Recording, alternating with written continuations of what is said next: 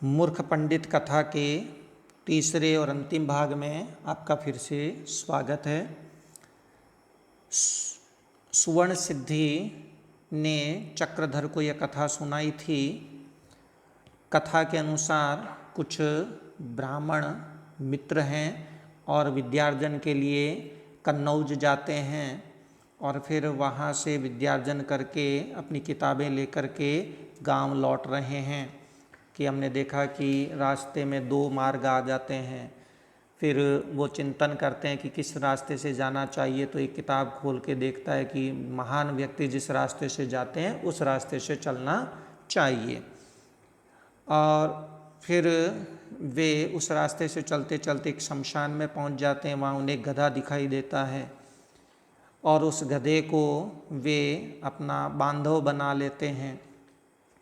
फिर उनमें से एक किताब खोल करके कहता है कि धर्मस्य त्वरिता गति, एक ऊँट को देख करके उसने कहा था, और फिर वो ऊँट से गधे को मिला देते हैं, यानी ऊँट के गले में गधे को बांध देते हैं।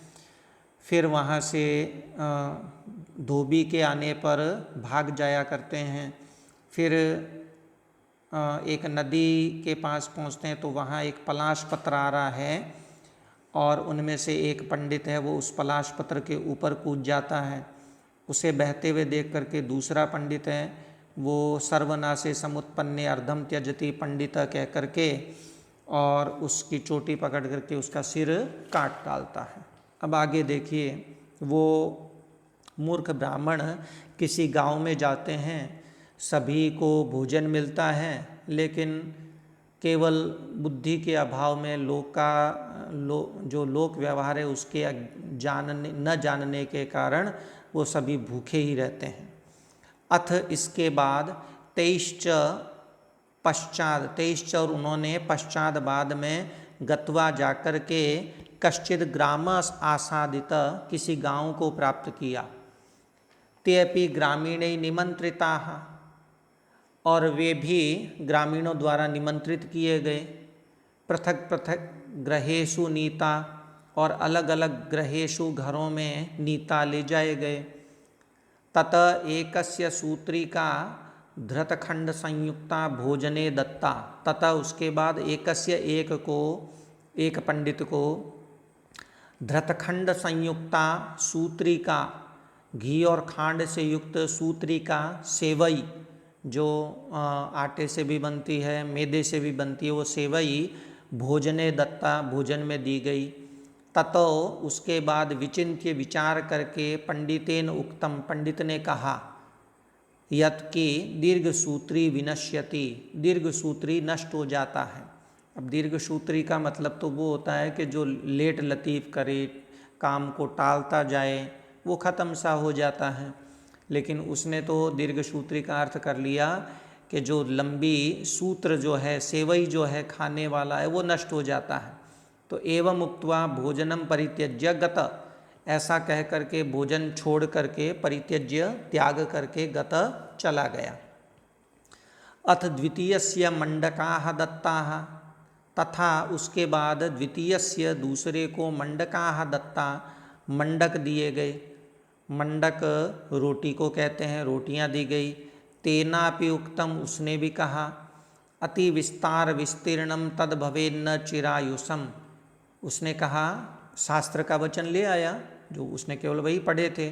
अति विस्तार विस्तीर्णम, अत्यंत विस्तार से विस्तृत, तद वह,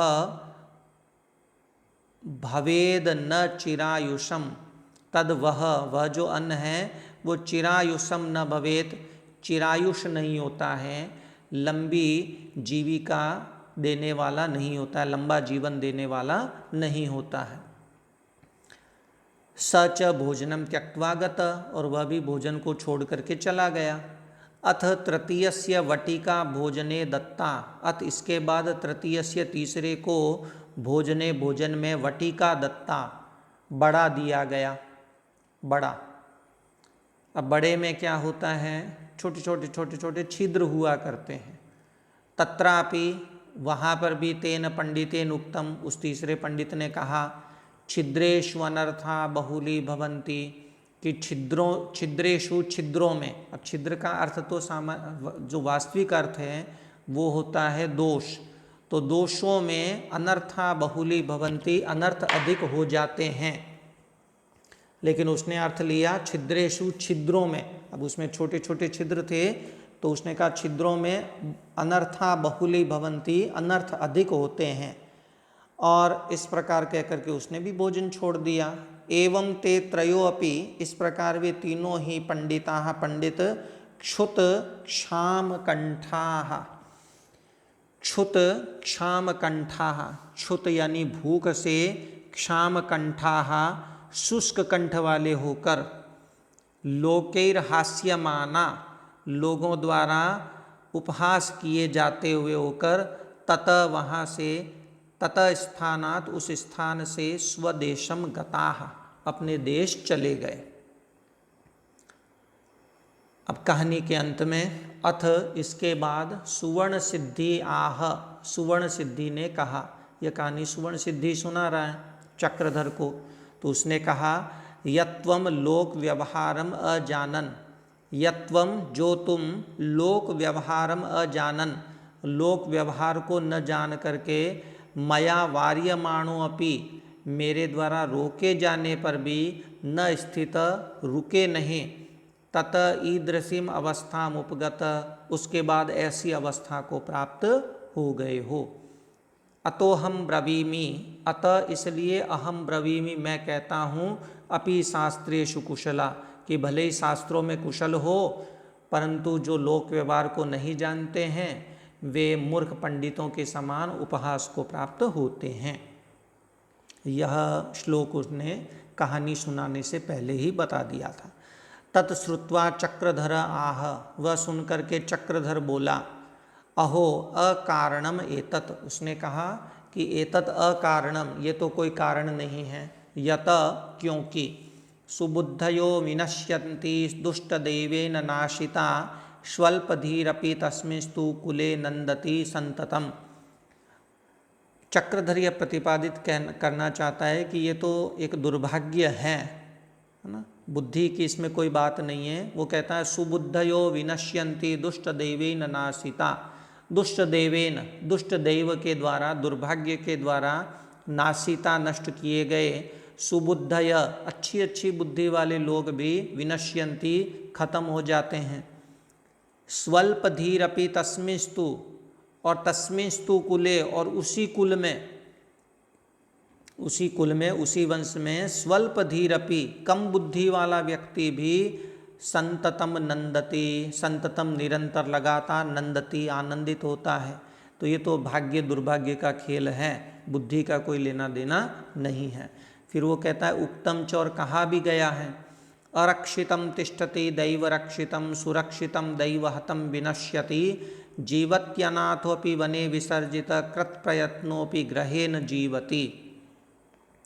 अरक्षितम तिष्ठति दैव रक्षितम, दैव रक्षितम, दैव के द्वारा, भाग्य के द्वारा सुरक्षित वस्तु है, वो अरक्षितम बिना किसी रक्षा के भी, तिष्ठति ठहरती है, बची रहती है। सुरक्षितम दैवहतम विनश्यति, और दैवहतम, और दैव से हत होने पर, दुर्भाग्य से मारे जाने पर, सुरक्षितम सुरक्षित भी, भली भांति रक्षा करने पर भी वस्तु है वो, विनश्यति नष्ट हो जाती है। वो एक उदाहरण देते हैं, वो कहता है कि जीवति अनाथो अपि वने विसर्जित, वो कहते हैं वने विसर्जित अपि, वन में छोड़ दिए जाने पर भी, अनाथो जीवति, अनाथ व्यक्ति जी लेता है, अनाथ अनाथ व्यक्ति, वने विसर्जित अपि, वन में छोड़ दिए जाने पर भी जीवति जीता है, उसकी कोई सुरक्षा नहीं करता है। जबकि कृत प्रयत्नोपि ग्रहेन जीवति, और कृत प्रयत्नोपि, प्रयत्न करने पर भी, प्रयत्न पूर्वक घर में सुरक्षा करने पर भी, ग्रहेन जीवति, वो घर में भी जीवित नहीं रह पाता है। तथा च, और फिर अब वो एक चक्रधर जो है वह सुवर्ण सिद्धि को एक कोई कथा सुनाना चाह रहा है। उस कथा का नाम है मत्स्य मंडूक कथा। मत्स्य मछली को कहते हैं और मंडूक मेंढक को कहते हैं। शतबुद्धि शिरस्थोऽयं लंबते च सहस्रधि एक बुद्धिरहं भद्रे क्रीडामि विमले जले। इसमें जो मंडूक हैं वो मंडूक की उक्ति कह रहा है कि भद्रे भद्रे अपनी प्रियतमा को मंडूक कह रहा है, मेंढक कह रहा है कि हे भद्रे हे प्रिय, शतबुद्धि शिरस्थोऽयं लंबते च सहस्रधि, कि शतबुद्धि या शतबुद्धि नाम का अयम यह जो मत्स्य है, मछली जो है वो शिरस्थ सिर पर रखा हुआ है, धीवर के मछुआरे के सिर पर रखा हुआ है। लंबते च सहस्रधि, और यह जो सहस्र बुद्धि है यह भी लंबते लटक रहा है, उसके कंधे से लटक रहा है। एक बुद्धि रहम, और मैं एक बुद्धि वाला, विमले जले क्रीडामि, इस निर्मल जल में विहार कर रहा हूँ। तो सुवर्ण सिद्धि आह, सुवर्ण सिद्धि ने कहा कथम एतद, यह कैसे? तो स आह, वह कहने लगा, चक्रधर कहने लगा। अब चक्रधर सुवर्ण सिद्धि को मत्स्य मंडूक कथा सुनाएगा। अस्तु, तब तक के लिए नमो नमः, आप सभी का धन्यवाद।